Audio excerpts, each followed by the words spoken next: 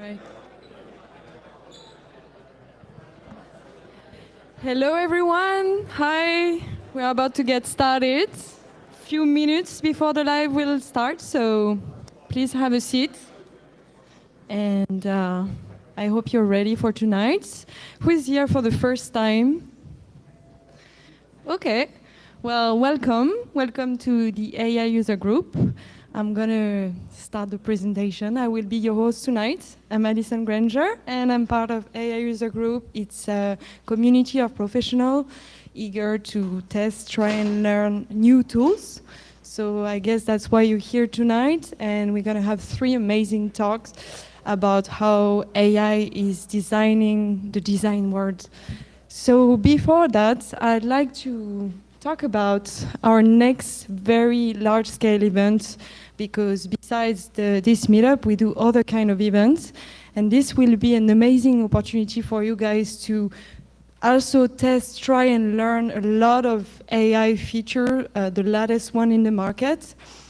It will be 4 tracks, 1 main stage and 3 workshop tracks and a booth area. So on Designer Day, you'll have startups founder from Pika, from OpenArt. She will be here tonight, Coco. You will see her on stage. We'll have the principal product manager of Microsoft. We'll have the founder of Amy. So a lot of amazing people, and they will talk about the last trends in the market, and also you will be able to be trained to those tools and learn a lot of things and discover and talk. So this is what we do. So it's a 3 days event. 1 day is for designer, 1 is for marketers, and 1 is for developer. So if you want to go only for 1 day, it's $49, which is a very interesting price because we are giving you a discount because you're part of our community. And this is the early bird price, $99. So check it out now, take a picture, and also if you have some question, I'll be happy to discuss during the networking session at the end. So yes, take a picture of that. We also do other kind of event because this is our own event space. So sometimes we do other kind of events such as training. And I'm going to give the mic to Bill. He's going to talk about the next training coming up in March 6th. Bill, the floor is yours. Please give a round of applause to Bill. Sorry. Thank you, Alison. Hi, everyone. My name is Bill Raymond. I am the founder of the Bill Talks AI newsletter. It's a fairly popular newsletter here in San Francisco where I talk about AI and how it works within how we work. So I really try to focus on helping people become more productive with AI without any of the technical jargon. And I started this journey just about a year before ChatGPT came out. And it was really interesting, like learning how to build my own AI models and figuring out how it all works.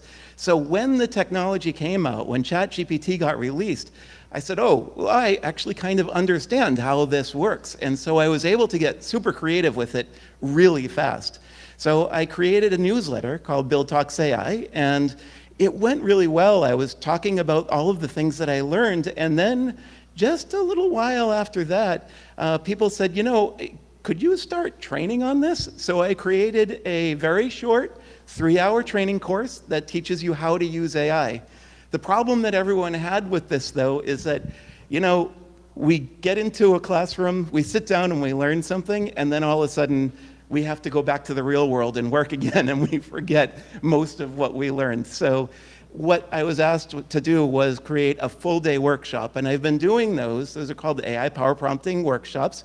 And Alison and Cyril from the AI user group offered for me to do one of the courses here on March 6th. I think I got that right. And also, we're offering a 25% discount. So for $7.99, it's a full day, 25% off. It's about $5.99 for you to take that course.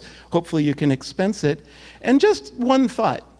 I save about 30% of my time using AI now, okay? I have reduced the amount of grunt work. I have been more creative. I've been able to deliver more for myself and for my clients and for people that I train. And so it's been great. And so just to think about this, if you save 30% of your time, that's, and you just, let's say, make $90,000 a year, that's almost a $30,000 savings. I would say that any person that's hiring you would give you a bonus, maybe promote you. And maybe if you really are saving 30% of your time, and that's your role, and there's other people that have roles just like that, then maybe perhaps you've found a startup that you're going to create around your new AI usage. So I hope you join me. It's a lot of fun. We have a good time. And thank you very much for your time. Thank you, Bill. Yes, one thing also, if you're part of a company, don't hesitate to ask your boss, okay? Because I think it's important to be trained, and they can definitely finance those kind of training. So the AI user group is, as I say, a community of professionals, and we're always looking for new speakers. So if you have a project, if you're launching something, or even if you want to share your best practices around AI in your day-to-day work, please reach out, and we'll be happy to find a spot for you in the available, the further months, I would say, after the conference. So yes, please reach out. So for today, we will start with Matt. He will talk about designing for designer with AI. Then it will be Coco Mao from OpenArt. And then John Weber, a filmmaker, talking about from script to screen how to redefine creative flexibility in video through advances generative AI. All right, and then we'll have an open mic session. So it's a great way for you guys to take the mic. It's a 1-minute opportunity. And you can, if you're looking for a job, or if you are hiring, or if you want to just get a word out there, it's a great opportunity to come. So don't be shy. It will be right after the 3 talks, and it will be 1-minute talk. And then we'll have the amazing, delicious pizza. And it will be a good opportunity for you guys to mingle. Short house guideline, we will close at 8:50, so just keep that in mind for us to close the event on time. All right, well, let's start with our first speaker, Matt, and let's give him a very warm welcoming.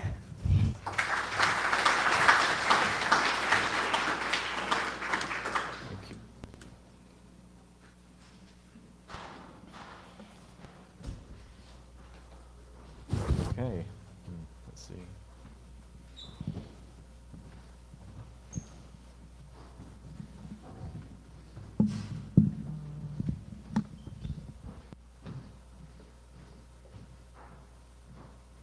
There we go, that's what I was looking for.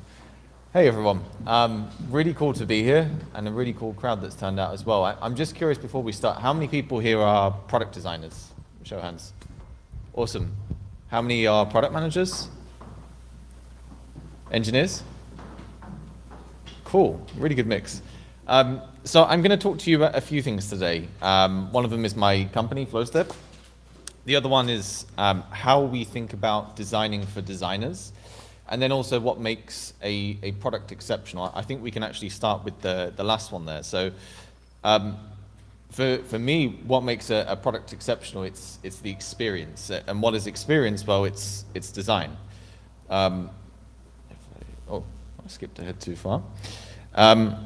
So with design, I think it's very much how something makes you feel. When you're using a product and it's radically better than anything that you've ever used before, you can just feel it. And if you say that it's that simple, then why aren't all products that great? And I believe the reason for that is that design tools aren't adapted to the human creative process. If you think about it, like when you have a magical idea and a massive burst of energy that comes with it, your mind doesn't think of that in the form of shapes and padding and contrast and layers. So instead what we do is that we formulate our ideas and solutions based on the tools that are available to us. And this makes a lot of sense because, well, it makes things more tangible, but it also limits your creativity as well. And that's what we want to fix. So generally what you see in the process these days is that you will just jump straight to the solution phase. And you may create the world's most incredible solution, but if it doesn't solve a real problem, then it's kind of pointless. And I think that is because design tools force you to work in one level of abstraction at a time.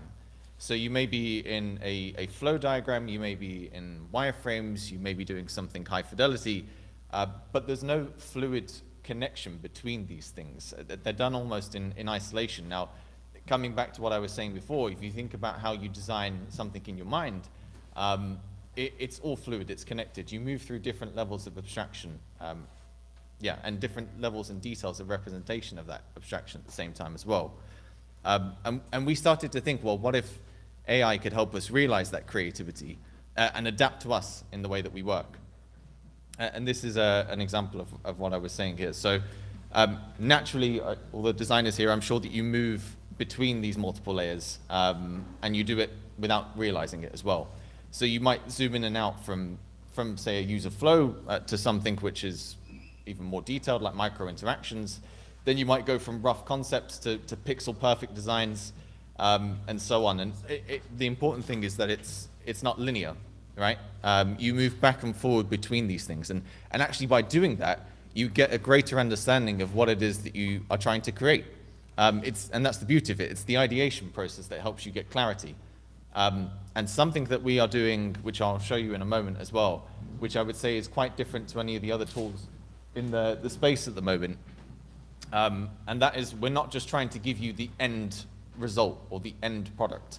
We're trying to augment your thinking and go through that ideation process with you, almost as an assistant or a collaboration partner to help you get to the intended result really, really fast.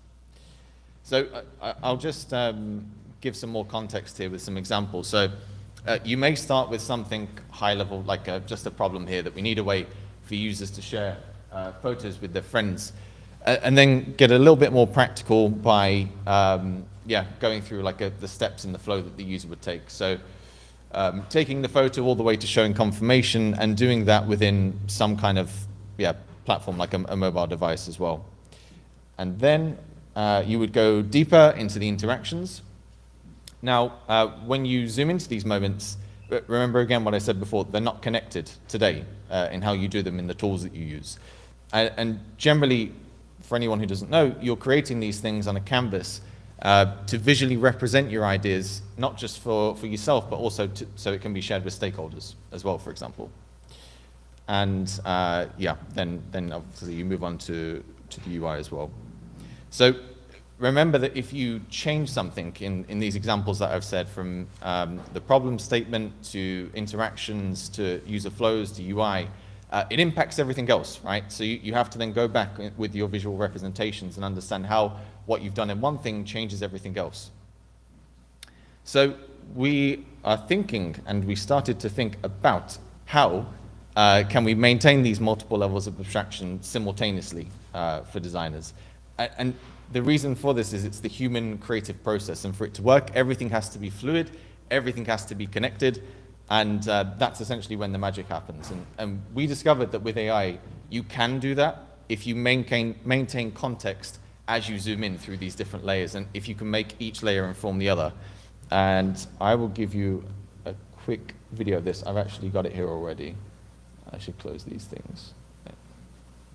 So I think the sound is on.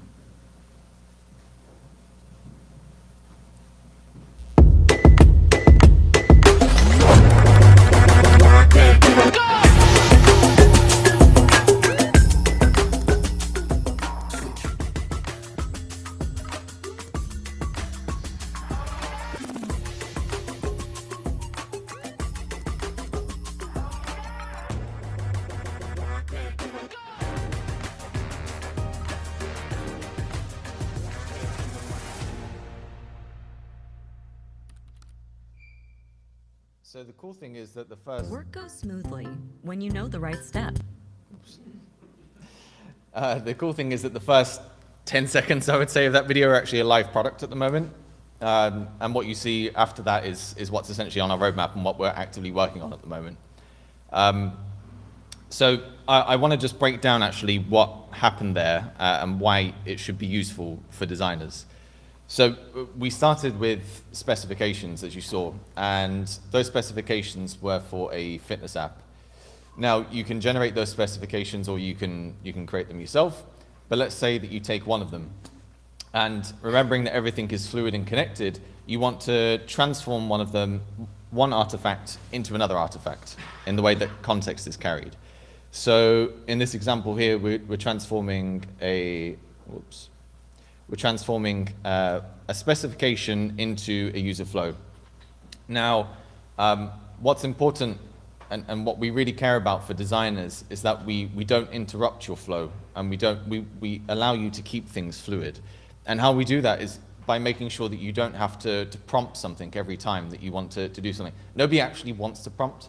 Nobody wants to type it out. So, for example, here we have some UI overlays which allow you to expand one step within a user flow with more interactions, alternative paths, edge cases, and error states. And then if you want to custom prompt that yourself, if there's something specific that you want to see and you want to tell Flowstep like this is actually what I'm looking for. And I think that all of these finer details that you would create through this, it's what, again, makes the experience incredible and what makes your product incredible. And also then what would lead to actually code and data analysis and so on. And continuing on that, where each layer informs the other. So we would transform the expanded part of the user flow into a wireframe. And then if you imagine that you would just be able to get variants of these wireframes as well. So rather than, again, having to prompt every time, we just allow you to switch between and go through different variations. Now, that would also impact what you've done before. So the user flow, the specifications, again, all connected. And then, of course, from wireframe to something high fidelity. The point is to mirror your workflow. And the beautiful thing is that any combination of those steps is possible.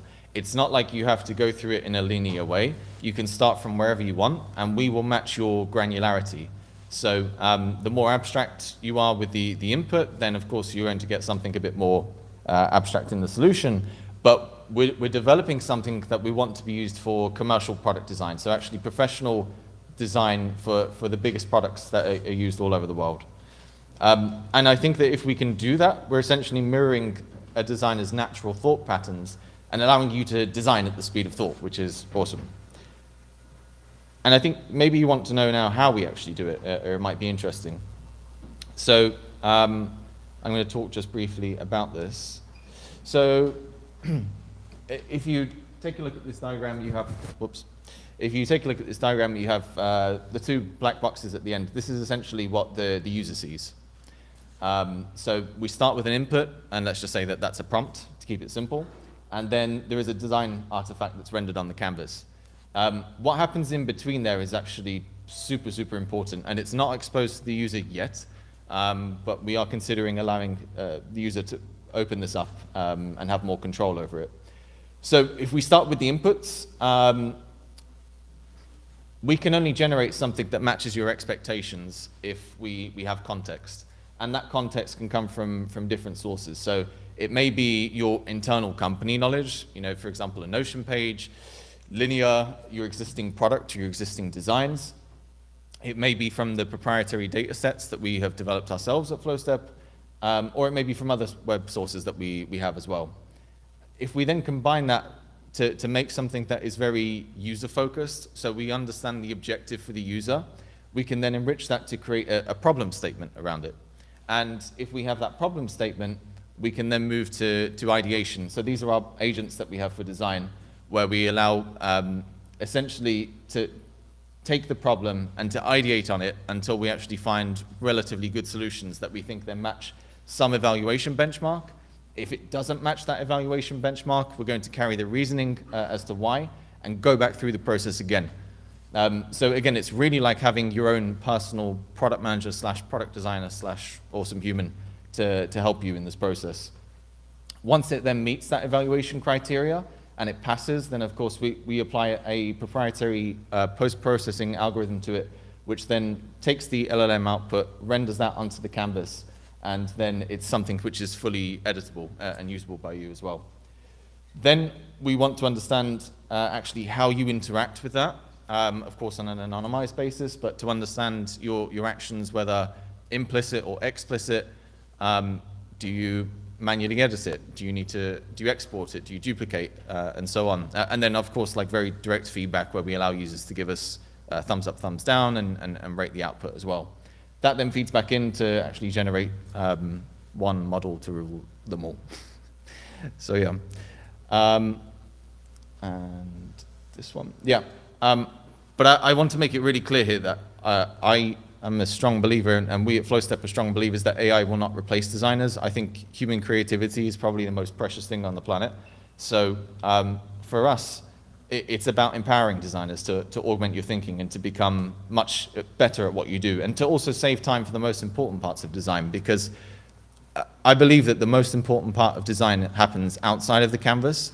So understanding the right problem to solve, finding unique ways to meet your users' needs and to iterate on that, and then doing it all in a way that makes sense within a very complex organization as well, and let's not underestimate that. Of course, there's caveats. You know, I'm sure everyone in this room knows about the code generation tools and other tools that allow you to create, yeah, let's just say like landing pages or e-commerce software or things with very limited interactions. I think that the quality varies in what you can generate, but yeah, basically anyone can do that today. But I think within organizations and teams, we've only just scratched the surface with this, and it's super exciting. And with that, a shameless plug here, because we are VC backed. We have also really awesome angels like the co-founder of Hugging Face and WhatsApp, the founding designer, and also Bolt, which was acquired by DoorDash for $8 billion. And we have a very small team of 5 people growing over the next couple of months as well. So we're looking for really awesome people who want to build the most loved design tool on the planet, who are passionate and share our vision for design as well. I have to shoot shortly after this, so I won't be around for the networking, but if you're interested or you just want to connect, here's my email. I'd love to hear your feedback, love to hear what you think, and just chat if you're interested to learn more about design as well. And that's it. So happy to take any questions. Thank you, Matt. Thank you so much. So if anyone has a question? All right. So I'm going to ask you to stand up and...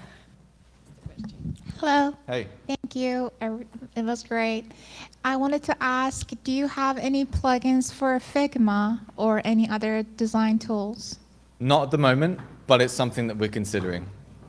Okay. And is it something that is it free, or do we have to subscribe to use this tool? So today you can use Flowstep for free for 7 days, and then after that we charge just €10 per month or $10 per month to use it. But yeah, otherwise you can try it for 7 days. If you don't like it, then you can cancel anytime. Thank you. Yeah. Thank you. Any other question? Yes? Do you mind passing the mic?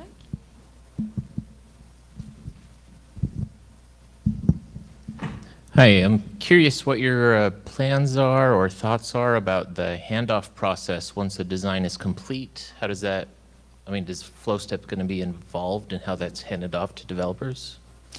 Yeah, great question. Thank you for it.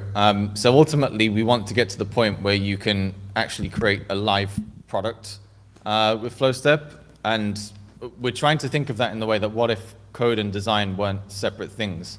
But to do that, it's very important for us to, let's say, map out all the different facets of design first, because like I was showing with the user flows and micro interactions and everything like that, it's essentially business logic, and business logic then becomes code. So if we have this, if we have the blueprint for it for design, we think that we can then actually help you build a full live product as well. The challenge is how do you integrate that with existing products? So because we're focusing on teams and commercial products, if it's just for like hobby software, it's a little bit different. But yeah, how to integrate it with your, like, I don't know, yeah, your existing repos or whatever else that you're using for your company, that's something that we haven't figured out yet, but we'll need to figure out. Cool. All right. Hello. I have one probably related question to this one. How does your Flowstep or your application work with a design system. When the company has so strongly defined design system, can I just, like upload the components and it's going to generate the whole website or application or whatever? Like, how is it possible to integrate the design system into it? Yeah, it's super important because essentially what you're looking for there is something that's custom to your own product. We don't have that at the moment, but it is something that's on our roadmap as well. Like, how can we actually take different ideas, which I probably won't go into now, but how can we take your existing product and then generate everything that you saw there, which is very specific to your company? So yeah, great question, and it's something that we're thinking about a lot. One question. Yeah. Can you pass the mic, please? Thank you. Hi, super great product. I'm wondering if there's anything that's surprised you or where you're thinking you might do the process differently than how we've done design in the past. So you mean actually how we design products? Right, like wireframes, flows. Like, is there anything where we can do it different because we have AI? We can do more, we can do less, we can do it differently. Any surprises or any interesting paths there? Well, when you said surprises, I thought to the user interviews that we did for Flowstep, and I found it surprisingly hard to be able to control designers in user interviews. They were so excited to be on the other side for once. But in terms of like actually designing products, I think it's actually allowing designers to spend more time outside of the canvas. So we're not optimizing for you to be able to spend like 8 hours a day in Flowstep. It's more like, how can we get you to what it is that you're trying to do so you can spend more time with users, right? And if you can spend more time with users, you can understand the right problem to solve, and then the solution will come next to it. It's not about your ability to learn and manipulate a tool, because it adapts to you, right? So that gives you more time to do, and again, if you're in a massive company, especially for you to actually collaborate and work with stakeholders and figure out the solutions. And I think that's how design especially will change over the next coming years.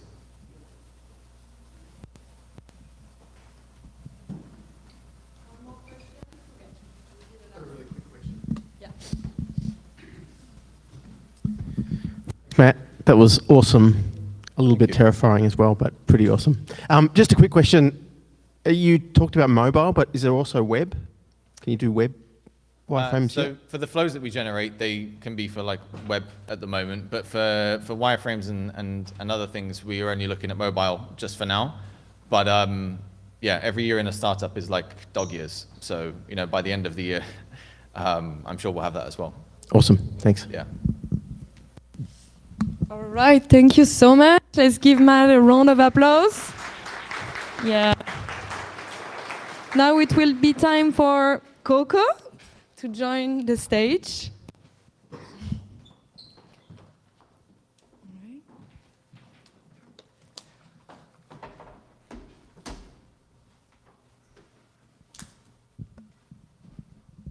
Let's give Coco a round of applause as well.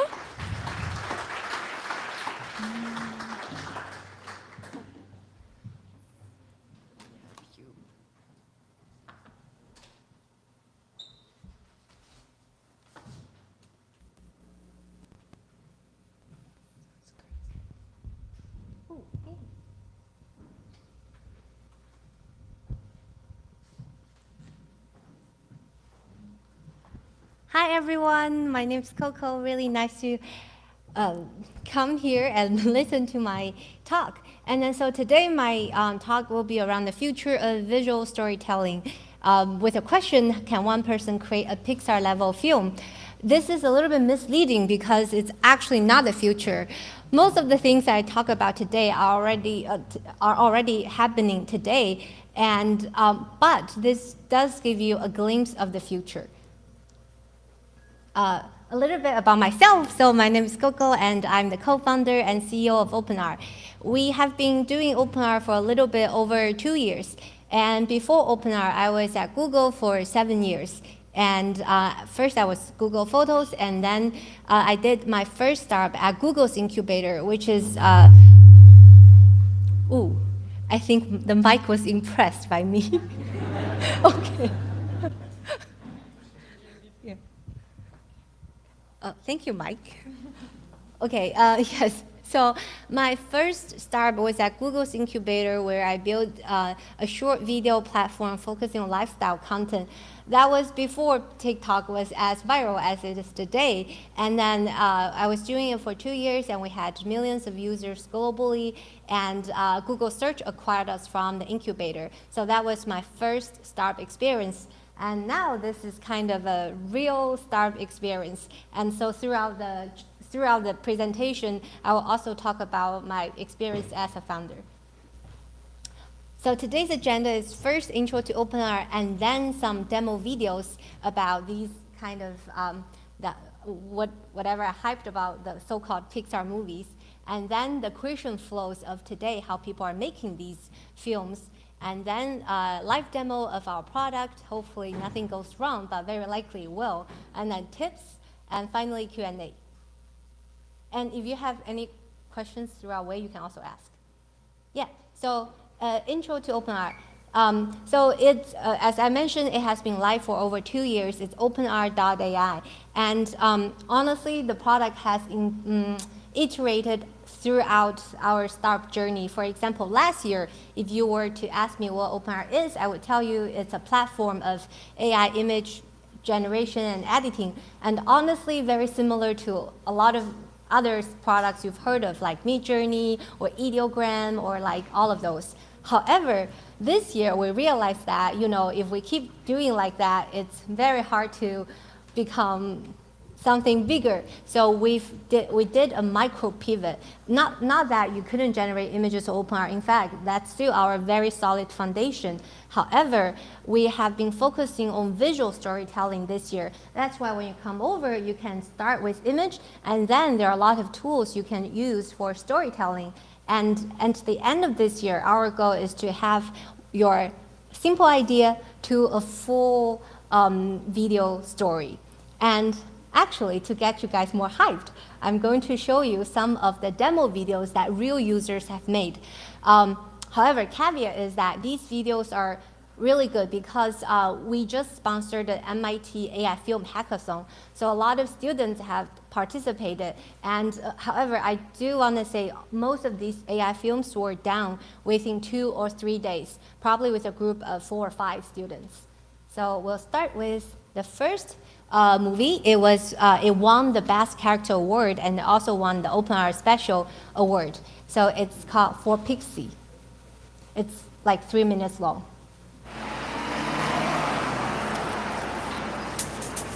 The city never missed a beat.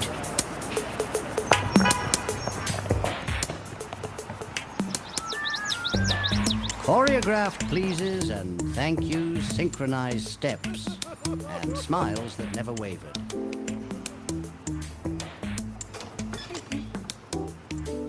No one ever stumbled. No one ever asked why.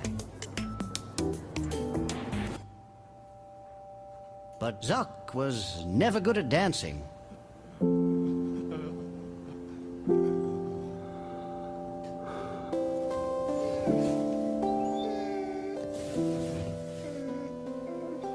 Pixel! What's wrong? Did you break it, Pixie? Is it broken? Oh no.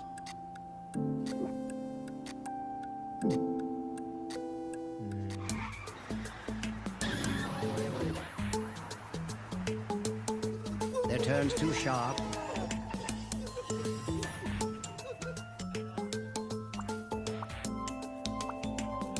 Their pauses too long.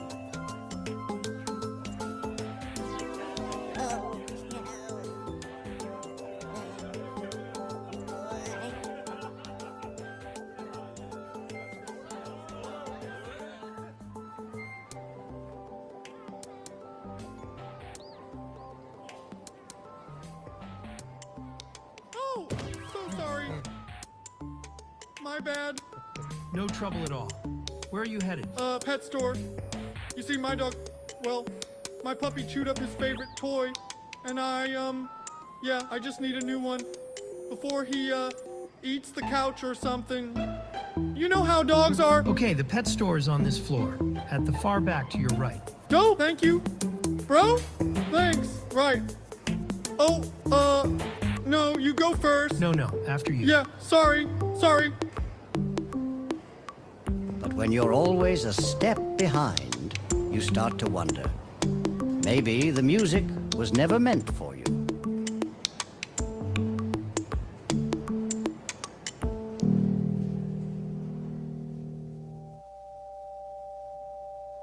Maybe you should just sit this dance out. Or maybe, just maybe,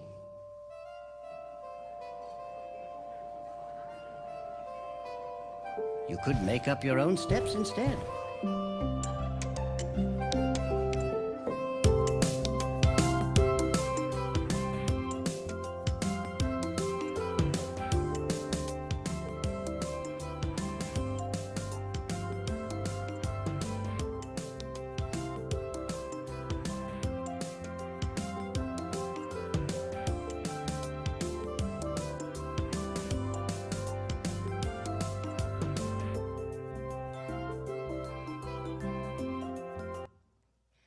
Yeah, so this short film was made by a group of 5 students, or 4 or 5 students, in a span of 2 days. And OpenArt was a major part of their workflow. And in fact, I'm going to show you their exact creation workflow so that after this presentation, you can actually do the same thing too.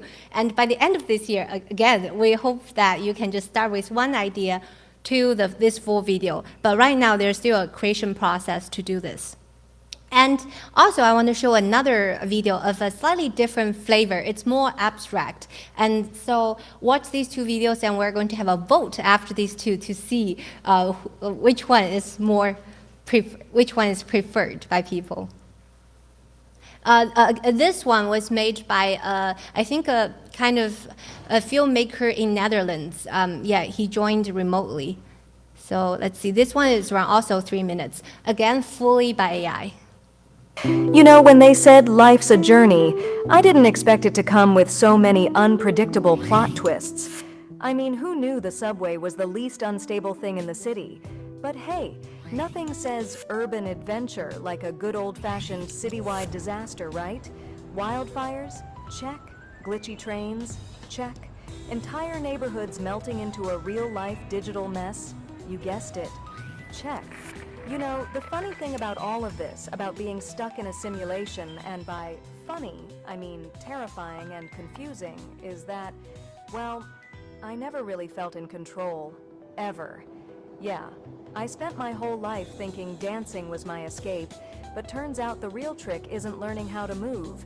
It's learning how to break free from the moves that have already been written for you. Of course, I wasn't exactly handed a manual on how to break reality. Would have been nice. You'd think someone would have mentioned, hey, if the world glitches, maybe you should stop for a second and, I don't know, look at the code. Nah. Not just the fires. The whole city, everything is off. I was too busy dancing through life to even notice the system was going to call my bluff. But now? Apologies, please remain calm. There is a fire hazard. Did you see that? What the fuck? Now I'm starting to get it. I'm not just a cog in this machine, I'm the glitch in the matrix. And you know what? That's not such a bad thing. What the hell? What is happening? Why do they stare at me like that? And why does the billboard declare, "A VA rules"? What kingdom am I meant to reign over? I am no ruler, only a wanderer drawn to pink, to smoke, to love. That is my fire, my rhythm, my reason. This is not your rhythm. My rhythm is everything. Perhaps if we surrendered to love a little more, the world would feel less like something to rule, and more like something to embrace. Or you can just call it breaking free, a little something I'm still figuring out, one glitch at a time. I long for a world where hearts collide in passion, not in battle, where love, not war, writes the story of our time. I want people to awaken to their own power, to wield it with purpose, with grace. We are not bound by the world as it is. We are the artists, the architects, the alchemists. With intention and courage, we can reshape it into something luminous, something just.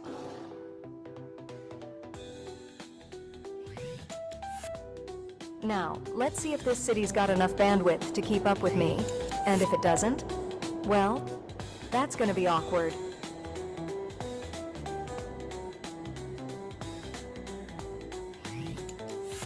I am Ava, and I believe in my pink mist power. I am able to change everything I'm going to dance through life and touch your spirit. And remember, you are looking at the void of the future. I just happen to be here. Cool. So let's have a little vote. Who prefers the first one? Okay, so can we have one representative to say why you like the first one more? If we can have the mic. Wait, hold your hand. Like, okay. Oh wait, I see way less hands now. Who wants to share his impression? Well, I think there's more like a flow in it, and there's a storyline that one can follow. In the second one, I felt it's mostly in the editing. There's a lot of repetition. It seemed longer because it was the same visuals over and over again. But in the first one, there was a story actually. Wow. Okay, that's great. Well, that's a good point. So who likes the second one? Oh my God, no one wants to raise hands now. Okay. Who wants to talk? We have one over there. Do you want? Yeah. I like it because it's more realistic, so I think it shows good potential for what can be done. You know, it can replicate, mimic people very well, so I guess we could produce more like long-term versions of movies eventually. Yeah. I see. I also really like the color palettes, a little cyber vibe. Yeah. Cool. Thank you. Thank you for your input. So now the exciting time to kind of demystify how they did it. Okay, so the creation process, actually most of the creators use today, again, I'm saying today because I think it will be very different in a few months, is that they basically leverage these tools to make their videos. Step one, they write the script, and a lot of times they do chat with ChatGPT or DeepSeek if you prefer, or you can come up on your own. And then second step is to create these images for the storyboard. This is very similar to traditional filmmaking. You do need a storyboard. So they can create these like images on OpenArt, and there's one really cool feature I will demo later where we allow you to create a consistent character, so it's very easy for you to have the consistent character throughout your images. And then step three is that they will turn these images into videos. Again, you can also do this step on OpenArt today. And then step four, which is we haven't built yet, but there are a lot of tools out there where you can put all the clips together and add sounds and music. And just for your reference, a lot of people would use 11 Labs for this voiceover, and then they would use Suno for the music. But honestly, you can choose like existing music too. It doesn't have to be AI generated. But hopefully in a few months, if I come back again, I can tell you we do 4 of the steps. But yes, so, and they basically follow these steps to generate both of the videos you saw just now. And in fact, I will give some live demo to show you how after this presentation you can go home to do it too. So, okay, here. So let's come back to OpenArt. And I like to start creating a consistent character for our movie. And by the way, we probably don't have all the time to make a movie today. But let's start with a consistent character. And so basically you can start the consistent character with a description or just with one image, or if you have many images of this character, you can do you can upload all of them. But you do need a protagonist for your story. So how about we have a volunteer come to type this for us? Do we have a volunteer? No volunteer? Oh, yay, we have a volunteer, yay. Yes. Yeah, and then this will probably take 10 minutes. So you come, we'll create, and then we can do some other demo, and we'll come back to it. Yay. So what's your name? Hi, Hi, my name's Amelia. Yeah, Amelia. So you can. How about you will create your character? You can name Amelia too if you want, or Coco, whatever. Great. Okay. I like my name. Yeah. Yeah. Okay. Do I just keep writing? Okay. Yeah. We recommend humans. Humans. Even though cat works, but then how about humans? Okay. Okay. Cat also works, but it doesn't have the best quality. Okay. Don't worry. So just a description. Yeah, sure. And you can see the preview in a bit too. Oh, pink hair.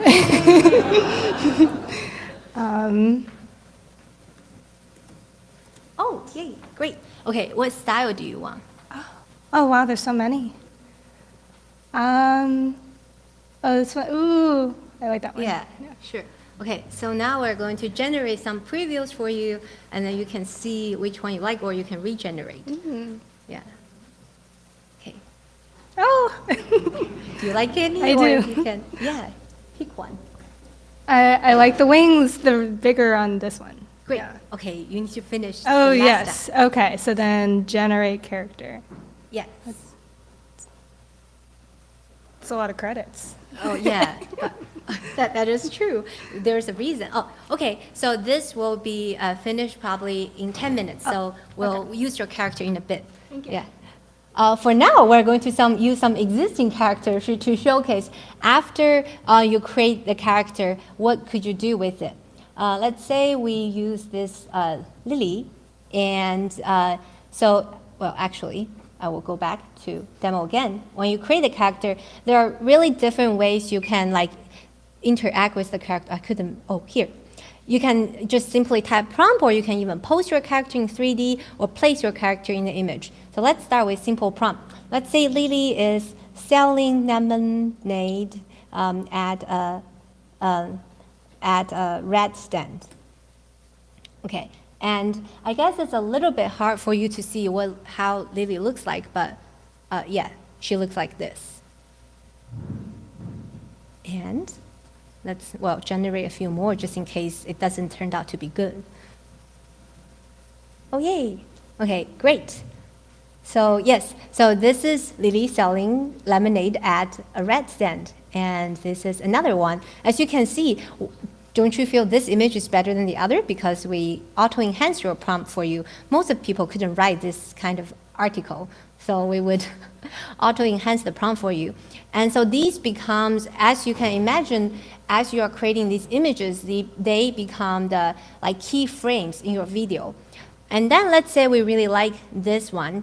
And what we can easily do is that, let's say we'll turn this image into a video. So we provide many video models, well, currently 3, but we're quickly expanding. And let's say, do we want to, okay, we can say, it's okay, let's just not enter any prompt and see.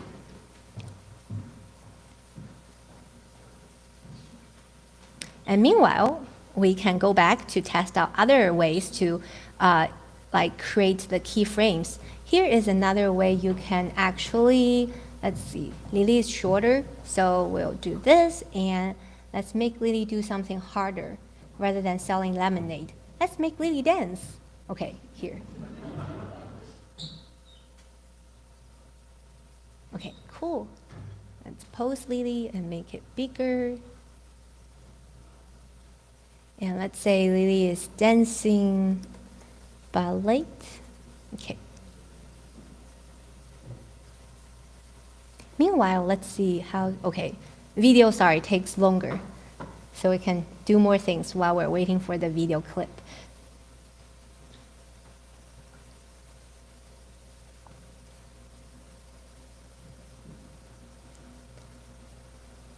Oh, as you can see, not all things turned out to be great. So this one, I guess, is more similar to the post. But for example, in this case, if it's not good enough, we can increase the weight. Yeah, they're flying everywhere. So let's increase the weight to convince Lily to dance. Yeah, one thing I want to really demo here, instead of just, giving you the best result, is to show you today, like, AI is not perfect, and it takes a lot of trial and error to get it right. For example, yeah, you can see once you increase the weight, Lily suddenly can dance a lot better. It's closer to this pose. However, you see his face is kind of fine, but it takes a lot of trial and error to get the exact image you want. Thus, it's called AI film hackathon. So it takes a lot of hacks to get the films you just saw.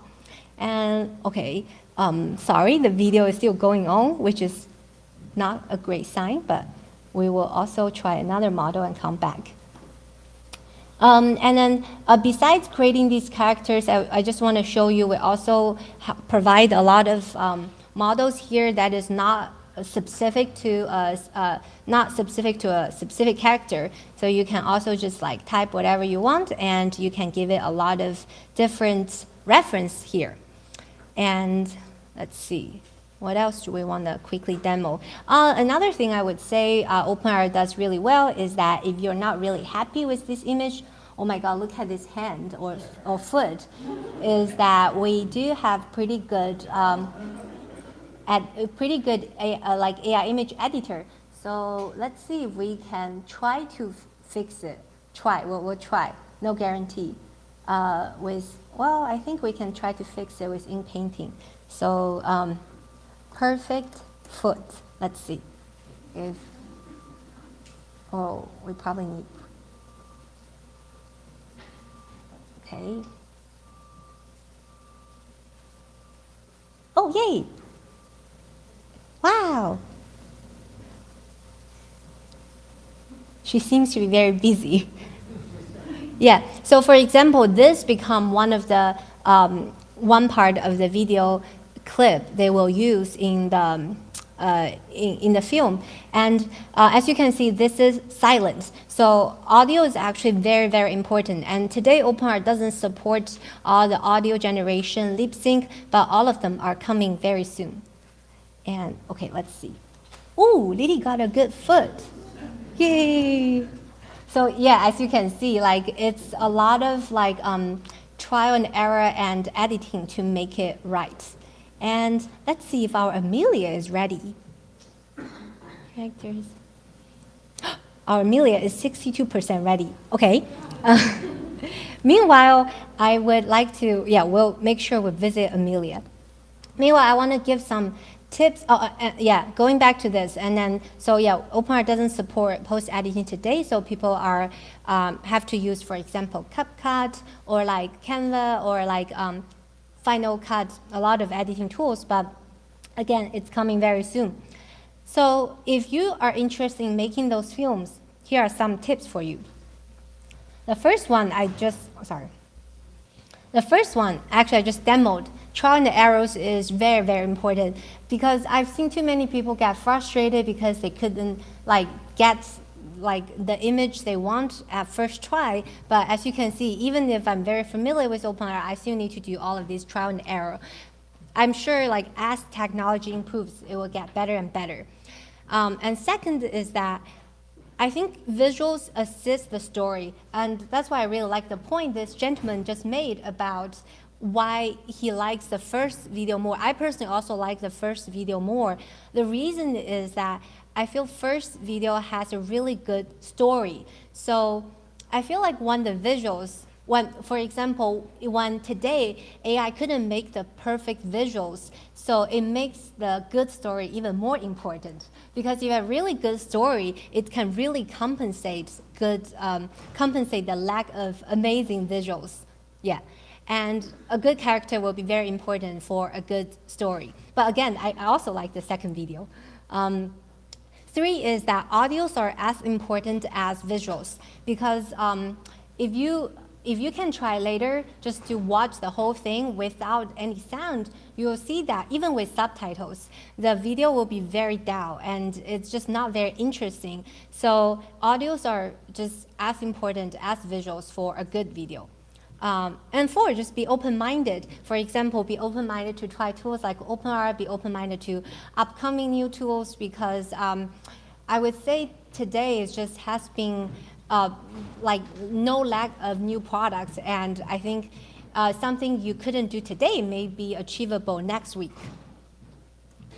I think that's all I have while we wait for Amelia to be done. So I guess we can open for some Q&As. Great. Thank you, Coco. It was awesome. I really love the interactive hands-on demonstration. One question, if we want to do a video like that, how many credits do we need? Like, can you tell us a little bit more of how to subscribe to OpenArt and... Oh, yeah. So you can definitely come to our platform. We have free trial credits for you. And if you want to subscribe, it's very simple. You just come here. And then remember, we have 50% discount for our annual. Sounds good. Yeah. All right. Any question? Okay. Oh, and you can add me on LinkedIn if you're interested. Do you mind standing up? Thank you so much. Oh, geez. I do AR UX design, and it's kind of a combination maybe of the two of these. So when, in the previous one, instead of doing a mock-up, a lot of times we use a storyboard to kind of get the idea across ahead of time.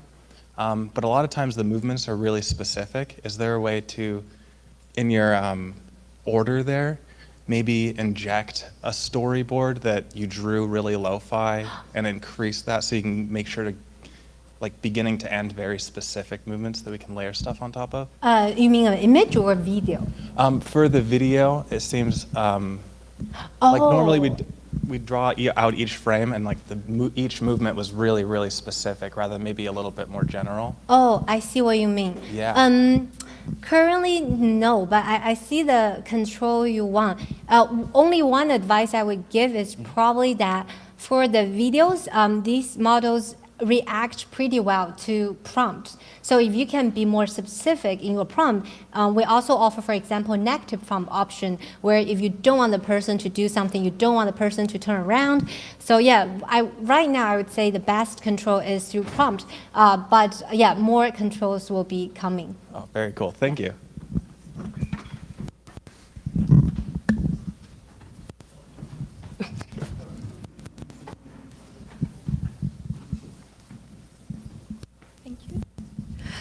Hi, I do product design for the film and the entertainment industry. So oftentimes we talk about we're thinking about art gallery, where it display like a fine art. And then oftentimes different from music. Music, you can, like a Spotify can use machine learning to allow everybody to understand, like discover their own music. So I felt like this is a lot of innovation and we're embracing that future.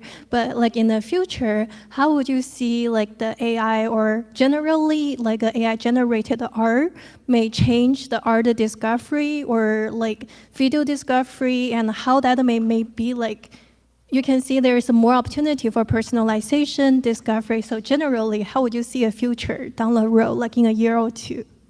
Yeah, that's a great question. I think I think each thing comes with pros and cons. For example, I think because I'm very optimistic about future, because some people will have different views. But for me, I think there are a few things I'm really, really excited about. First is democratization of this of creation. For example, like all of these films, if you show someone like, 2 years ago, they would tell you, oh, it must be a studio spending months like creating these films. But today, like a few students hacking for 2 days could make these films. So I'm very excited about democratization of these technologies. On the other hand, the con I see is that, there's already so much content in this world, and now AI is even creating more content. So I don't know if there will be a content crisis or consumption crisis people face, because you simply have too much content to choose from. You could argue that, AI could be more personalization and then more, like even more interactive, but I think it's people's question, like everyone will face the decision to, how I spend my time, because there's simply too much content. Yeah. Thank you.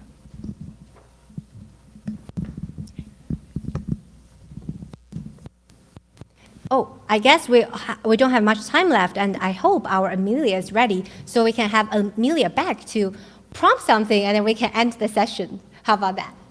Yes. Do we watch Amelia first? Yeah? Okay. Yeah. After. Okay. Come. Okay. We'll see what Amelia will do. Yeah, go ahead. Oh, so I put something down? Yeah. Like a movement or action? Anything you want. Oh, So surprise me, and then you can, find bugs in our system. Okay.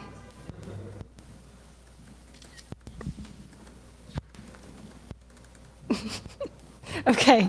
Sure. Okay, let's. Oh. What is? Oh, eats. Oh, wait, there's a eats, typo. eats. Yeah. Oh, wait. Okay, we can compare. Yeah. Excited.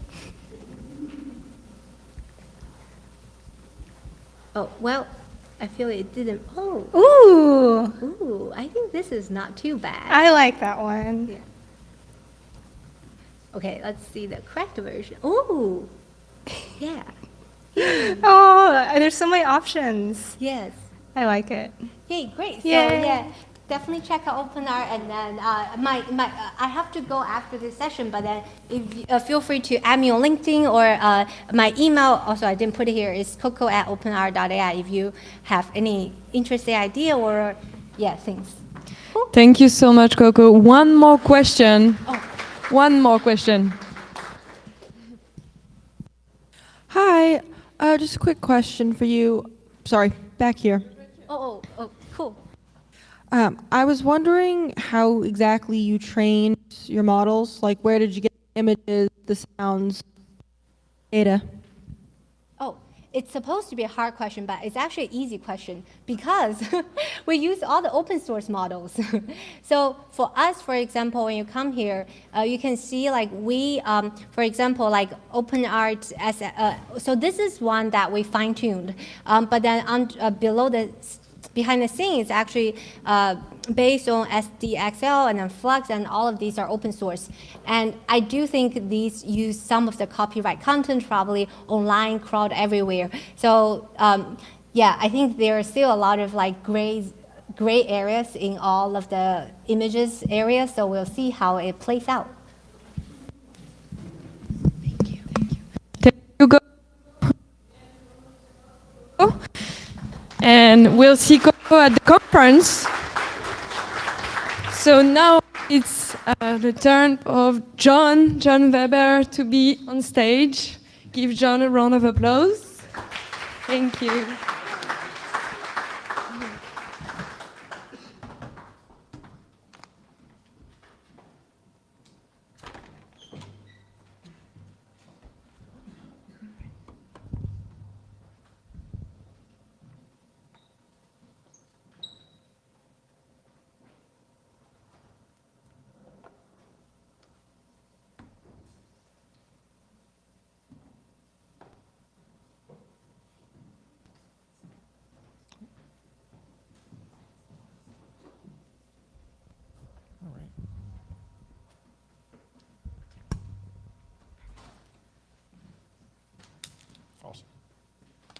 So a couple of years ago, my father sent me a copy of his memoirs. He'd grown up in Colombia in the 1930s and the 40s, and he had this incredible story. But within it, there was the story about my grandmother. And I didn't really know my grandmother. I only met her a couple times. But she led this fascinating life. She was a Romanian Jew. She escaped in 1928 at the age of 18. Got on a ship in Hamburg and ended up in Cartagena, Colombia. And despite the fact that she was 5,000 miles away, she couldn't escape the rise of anti-Semitism and the global effects of ultimately World War II. I was just winding down a career in brand development and design, former Apple, former Accenture. I built and sold a number of CPG brands, and I just finished leading a team of designers and video producers for the nation's largest integrated healthcare provider. So I had all sorts of false confidence that say, I could make this movie about my grandmother, I could do it in a couple months, and I already in my head started making reservations for Sundance, despite the fact that I had never made a movie. And despite the fact that I only had like 3 images of her, and you've already seen 2 of them. A friend of mine had come over us back in 23. After dinner, he went up to my office. He said, look, I got to show you this Dall-E thing, right? And I was blown away. I was like, this is incredible. And they were only using it at that time for mood boards, and they were actually doing storyboards as well. So I said to myself, well, of course, I could probably tell my grandmother's story. So I started playing with illustration, and I like to say this was very cute, but virtually useless. I found some nuggets in there, and I said, perhaps this thing could actually come alive. I started thinking about, could I possibly make it photography? And I started working with archival photography. It's about the time when Firefly came out, and Firefly is very user-friendly, lots of wiggy-wig. But the reality is that it does a really good job on landscapes, but it's just crap on people. And as I started pushing in a little bit and trying to get in those emotional expressions, the reality is that it did a decent job with the resolution, but the people looked just pretty darn creepy. The thing that it could do, though, really well was do landscapes. And this is me trying to describe her leaving, and this is the train station in Budapest. It was at this point where I said, look, I can make this thing happen. I know what I can do. But the reality is that I needed to have a foundation. So I enrolled in Berkeley City College, and I took a course in documentary filmmaking because I needed to develop a literacy. I mean, I think one of the things that I get concerned about is with this, prevalence of AI is that there's so many technologists that are leading this image creation. And I think it's designers like ourselves that need to be involved in this process. So a friend of mine invited me to GTC. I have vivid memories of the Runway AI Film Festival, and it was actually really great, but the reality is that it was just a series of images that they put together. But their images were much cooler than my images. So I did a little bit of research, and for those of you who are looking for information, YouTube is the perfect place to be, and at that point, what they talked about was you wanted to be in Midjourney. Now, on top of it, not only did it give me the sense that this is where I wanted to be, but it gave me a step-by-step instruction on how to set up my Discord service. It told me how to invite the bot. It told me how to build this whole thing out, and I'm not a tech guy. And the reality is that what it does is it gives you entrance into Midjourney. And, I have to say that, based on what my experience has been, is that this is where I found I could get the most control. And I just want to do a real quick primer, and I don't know how many of you have actually used Midjourney before, but it really is about mastering parameters. The prompt is obviously very, very important, but the idea is that you have to find these series and include these series of dots, right? So there's a dash here, and this is AR 16:9. This is AR means aspect ratio. The S-S is about stylized, and this is what gives Midjourney the poetic or artistic license to go beyond your prompt. And then the last one is chaos. And chaos is the command to say, look, I want you to give me a variety of images, right? The smaller the number, the closer those images are. The wider the number, the more dispersed. So I thought perhaps I could start including building out my apologies, I went too fast here. So I needed to start building out my grandmother's story. And this is essentially me trying to figure out how is that going to illustrate how my grandmother and my grandfather met. Now I see people taking pictures, and just so you know, there will be a link at the end. I'm more than happy. I built a PDF, and I can put all the prompts and all the information in it, and I'd be more than happy to send it to you guys. But within this, what I found is that I could put this in here. They could be holding hands, but it was just way too schmaltzy. It didn't really look good. So what I had to figure out was how to use the no prompt, right? And what I was able to do is use the exact same prompt and say no romantic. And the nice thing is that what I ended up landing on was an image that talked about their connection without any of the schmaltz, because these were incredibly practical people, and they wouldn't be so romantic. I was also working on a market scene outside the prison camp where my grandfather was interned. This is where they would buy their chickens. And what I was trying to do was create a combination of newly generated imagery and then be able to look at public domain footage. And let me just, this is just a little scene and I'll just play it for you real quick here.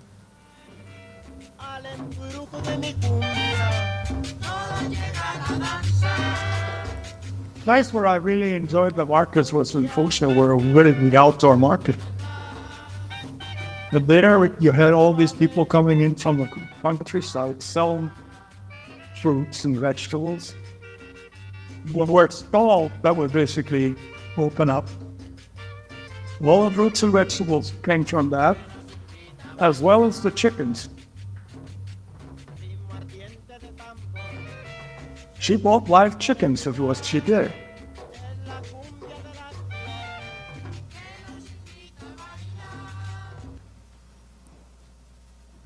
I also wanted to expand my vocabulary a little bit, and I wanted to include AI-generated video. Runway had just released Gen 2, and I thought I could, for example, illustrate somehow her making the bread that they used to do to survive. But you can see it's not particularly good. I also thought perhaps I could bring some of those ladies in the markets to life.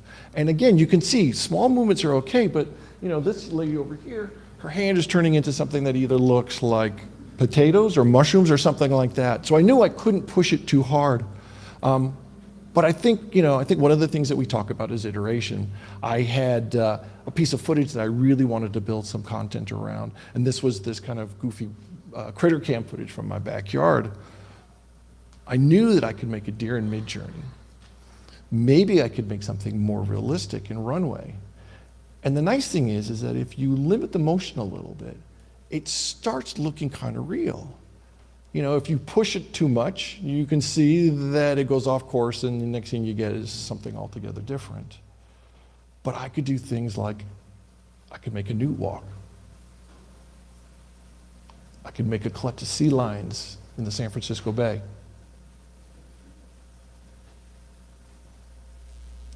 And then I started looking into 11 Labs. And I think 11 Labs, and you know, Coco talked about it already, is that you really want to build out the audio as well.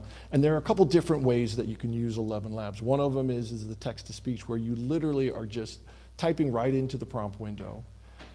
You get a little bit of control in regards to some of the stylized versions of it. But the key is that you get to choose your voice. From finch to newt to owl to mole, the bounty of wildlife in a single backyard is testimony to the bay's resiliency. Or from finch to newt to owl to mole, the bounty of wildlife in a single backyard is testimony to the bay's resiliency. Both are kind of clunky. So the other part that I really like to do is I like to do the voice changer in 11 Labs, and that gives you the ability to either upload a file, or you can just literally enable the mic on your laptop and you can speak right into it. And the nice thing is that when you do that, you determine the delivery, you determine the pacing, you determine if you want to have an accent, and you can actually make it your own, right? It's not something that somebody else can make, it's something that you've just made. And this is the ending, and you can see it's a combination of AI, it's a combination of real life photo, a little bit of CG, and a little bit of audio. So I'll just play the end real quick.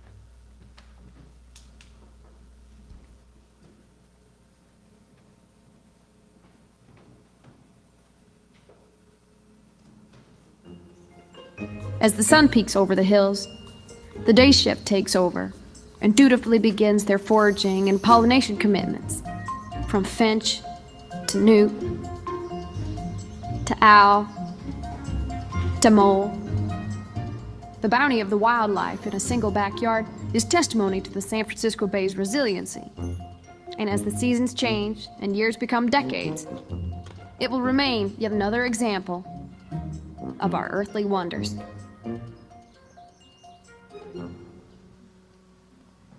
It was liberating. I'm not a particularly good actor. And I'm far too self-conscious to do the VO myself, but now I had this willing collaborator that was willing to try any version that I wanted at any time of the night for $5 a month. I mean, no person in their mind would have ever taken this job, but 11 Labs would take it. What I did next was last semester I took an advanced editing class where we studied the great Walter Murch. We had all these interesting assignments, and I took those as opportunities to practice my craft. My professor had tentatively let me use AI, and Runway had just come out with Gen 3, and I had always wanted to do a night shoot. I always wanted to do a shot on a bus. So I started building these scenes out, and I started working with color and composition. And now I actually had the ability to start bringing these things to life. And it was so liberating because ultimately, now you have all these things that you've wanted to do. As long as you can make them in Midjourney, then you can start animating in something else. Now, there were times where I got lost a little bit on the script and I needed a little bit of help. Well, I would reach out to Chat and I would say, hey, Chat, can you help me finish this sentence? And Chat would give me all sorts of information. And again, just like the imagery, you have to go in there and edit the heck out of it. So I don't think I used any of this information necessarily. But what it did, it enabled me to build out a full and complete story. Let me play it for you.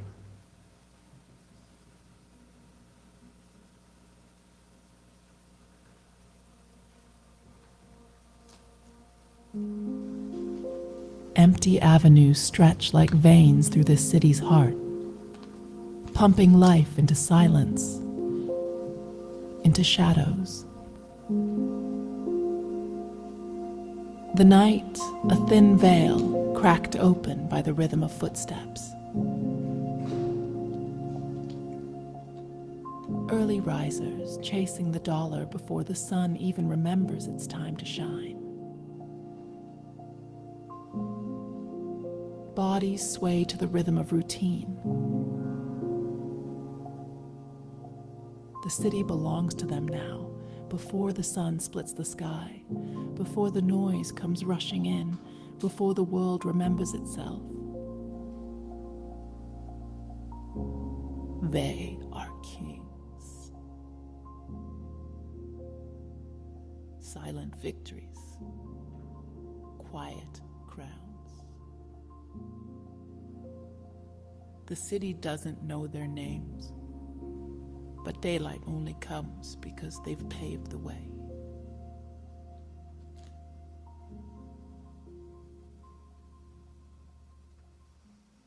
So I shared this with my class. Thank you all very much.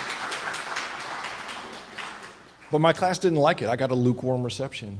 These 19, 20-year-old kids just ripped me up because they didn't like the fact that, one, I was using AI, and two, I was trying to use it to help develop the script, and they took particular exception to that. So I said, look, I need to keep on going on this project, right? So what I did is I shared another version of my father's movie with my professor, and the discussion kind of got a little bit more uncomfortable, and there were more hoops to jump through. And in large part, I think it had something to do with the fact that you really couldn't tell what was archival and what was generative. And I think she was asking fair questions because I was beginning to be able to rewrite history a little bit. And frankly, all these conversations were too much of a distraction for me because I really wanted to just talk about transition editing, and I really didn't care about talking about AI. This was just a tool that I was using. So I pulled the project from the class.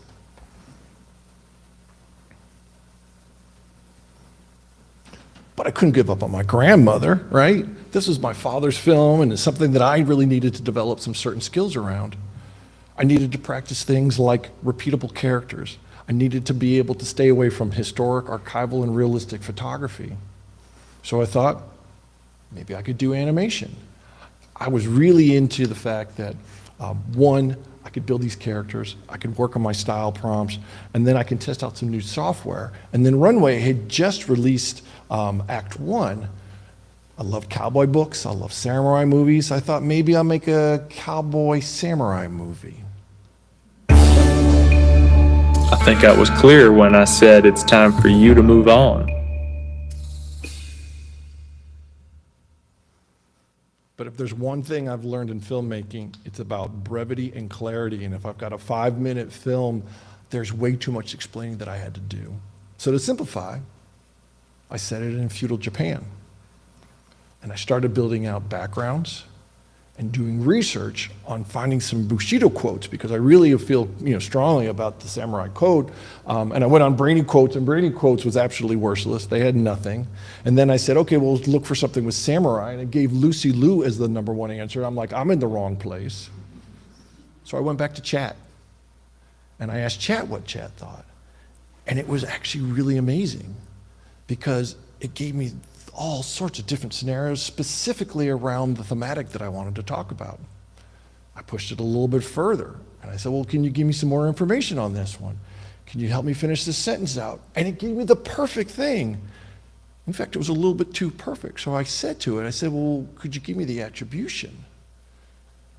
And the reality is despite the fact that it put quotation marks on it, there was real no attribution. It was in the spirit of these things. So what I did next was I asked Chad, I said, well, then could you give me this information and can you give me the attribution as well?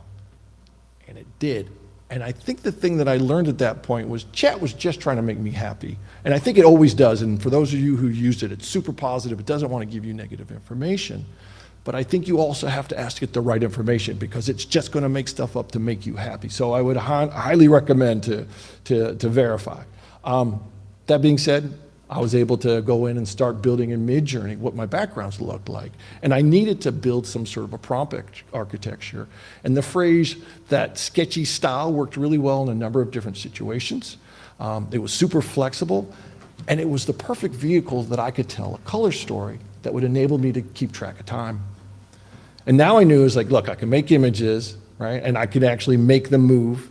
I can make images and I can make the camera move. And this is all in Runway Gen 2. But what I needed to do is I needed to develop the characters that were going to inhabit this world. So again, another shout out to YouTube.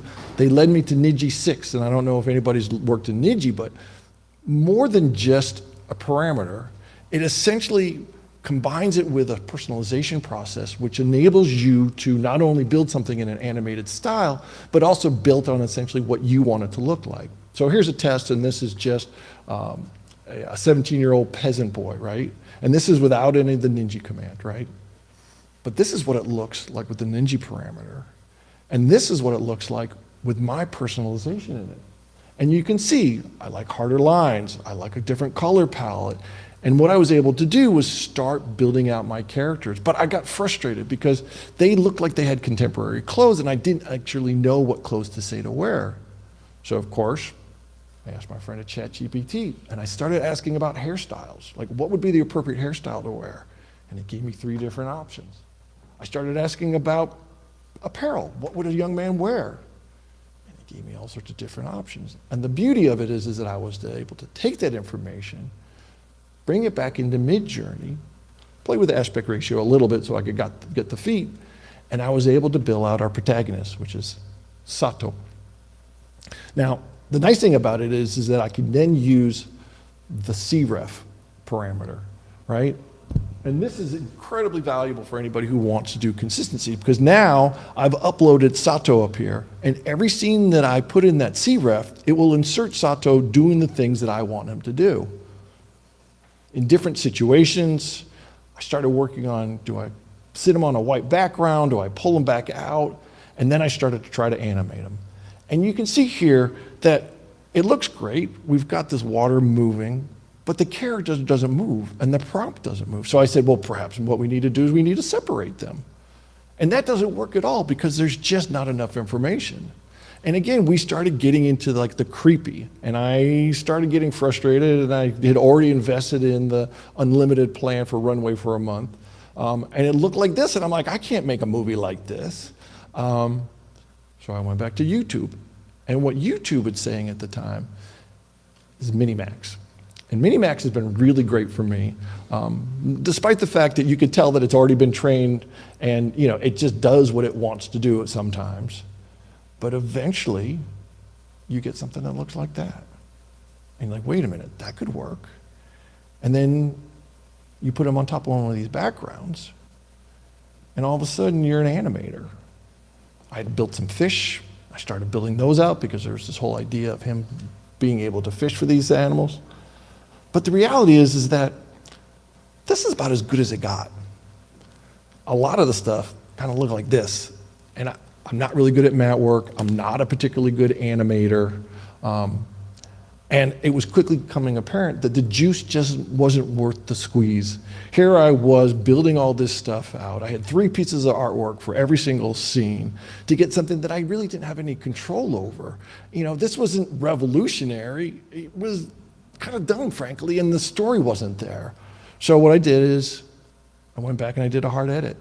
I went back and I started working on the script. And I already made a lot of progress on it, but I just needed to iterate. I built out new scenes, I eliminated a bunch of the dialogue, I changed up the voices, and I concentrated about what I was learning in filmmaking. Building conflict, elevating tension, and developing interesting characters. There was no need to go backwards. I just needed to go sideways. I had this new partner, in 11 Labs, and 11 Labs could build out all of my new dialogue. So I did the translations in Google Translate. I rebuilt all the VO even before I jumped back into touching any of the animation. Once I had redone the script, I went back into the animation and I started working on the scene about these wolves that were going to chase him through the woods. And I was like, well, maybe as an experiment, let me just drop this in real quick to Minimax and let me see if I can do it and I can just put it all in together. And what I found was that Minimax totally understood me, and it also understood things like space and physics. And the reality was that I wasn't giving it enough information. By eliminating the background, it didn't know ultimately what to do. And now instead of having to put in 3 pieces for every scene, I just had to put in 1. I had to move the audio around a little bit, and despite initial progress or success, Minimax, like everything, just could not get it. And I think, this is a particular scene where I needed him to walk down the water because I needed it to lead into the next scene. This was crucial to the narrative. But every single time I got him to do it, and I have to say, I probably did it 30, 40 times, he would do something weird, his legs would disappear, a tree would move. So what I did was, I think what you always have to do in AI is that you have to reconsider ultimately what you're doing. And I just remade the scene. I was like, you know what, that's never gonna work. I've tried 40 times, and you just had to redo it. And it's kind of bass-backwards, but the reality is that now I knew I could build a believable world. I could insert new characters whenever I wanted, and I could continue to push the most important thing, which is the narrative and the drama. So I'll just play, this is the ending right here, and I'll just play this for you. 店主さん、おもてなしありがとうございます。泊まってあなたの料理を味わいたいのですが、道に迷っているような気がします。はい、あなたの旅は長いです。A battle avoided is a victory shared. Honor lies not in the hand that wields the blade, but choosing to follow the heart to guide it. And there's still plenty of healing herb for Nana-chan. Tonight, I leave with an empty stomach, but my soul is full, knowing that the virtuous path will feed me for a lifetime.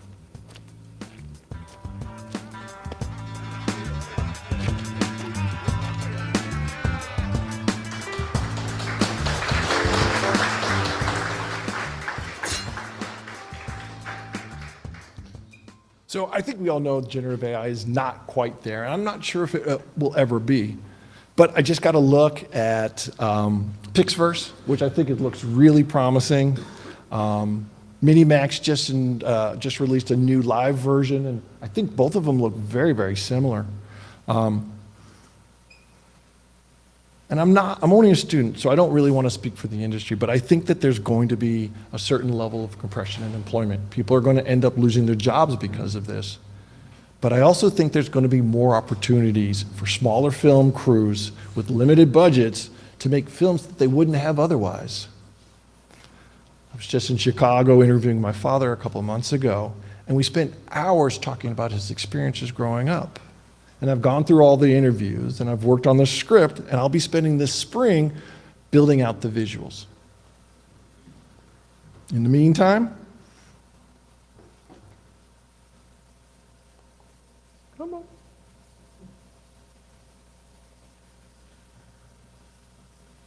There we go. In the meantime, to keep things real, I'm starting to work on a documentary about crab fishing out at Ocean Beach. And I'll be pulling together a crew of human beings to help with that project. And there's currently not a role for AI on it yet. But I imagine some way that it's going to work itself into the workflow. Now, I've built a PDF. If you guys want to link to me on LinkedIn, I'd be more than happy to share that out with you, and it'll give you all the different prompts and ultimately how it goes. But it's probably going to have to be for the weekend because I got school tomorrow and I'm way behind on my homework, so I got to finish all my homework before I go and do that. But I'm here for a little bit longer, and I'm happy to answer any questions that you may have. Thank you so much, John. Such an insightful session. Thanks for sharing your talents. We have time for one or two questions. Yeah, let's give a round of applause to John. Thank you so much.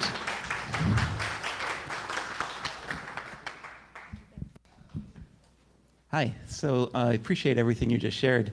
I have kind of two questions. The first one is when you were going around on the buses and around the city, did you get any inspiration from Beyonce's Lemonade? No. Interesting. You might want to rewatch or watch it. I definitely will. Yeah. I guess the other question I had though is you have all this consistency work that you need to do. That seems to be the biggest challenge with AI and animation. How long did it take you to get to that point where you started to feel like you had that consistency that you needed? So the project as a whole took about a month, and probably did the tech part probably in a week, but it takes research. I mean, I think that was, to answer your question as simply as possible, it was probably about a week's worth of research trying to get the tech up and running. Thank you.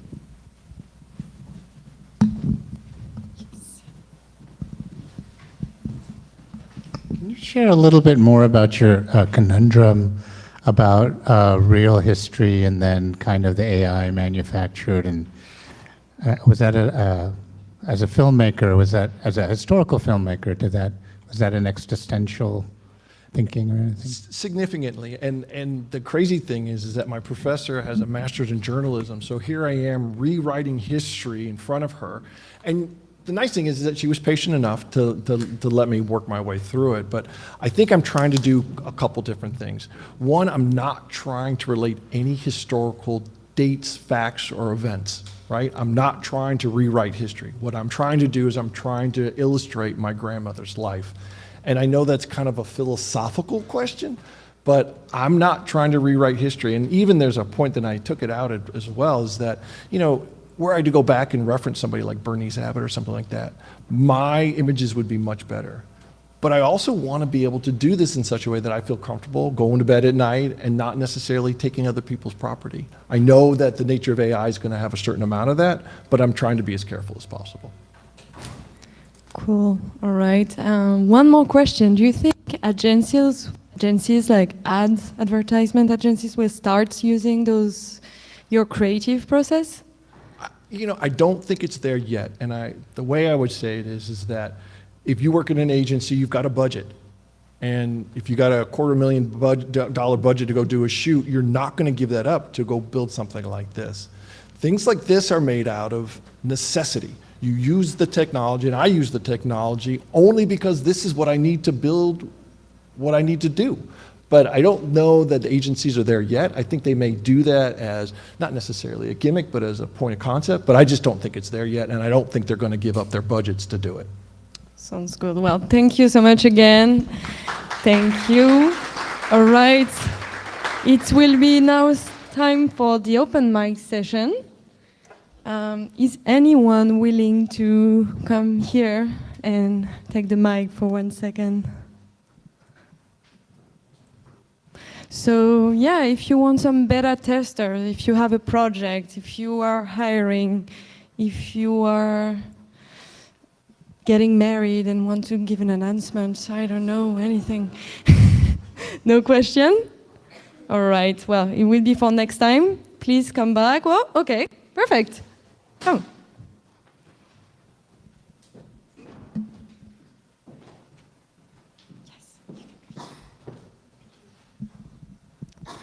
Hi, hello, everyone. I'm very glad to be here tonight. My name is Fiona Bai. I'm a writer, director, and producer, used to based in LA, recently relocated to San Francisco because I'm exploring and experimenting using AI to make film. So Thank you. So I have a project right now, which is a sci-fi novel that won first place in a sci-fi novel competition held by Tencent right before the pandemic. Currently, with experiencing using AI tools, I think this is a right time and a great time to start this project. So I'm looking for AI creators, artists who would like to working on this project with me. You know, anyone who has filmmaking background, has technology background, has especially AI creative background. Yeah, welcome to talk to me. I'd like to collaborate. We have a novel, a digital book that I would like to publish on Amazon. So we will build marketing materials through AI-generated content and the dual campaign. So this is my plan. So looking forward to collaboration. Thank you. Thank you so much. I believe we have a lot of creative people in the room, so now it's time to start to mingle, and please remember that we have the conference coming up soon, and we'd love to have you part of the attendees. Have a good night, and time for pizza now. Bye.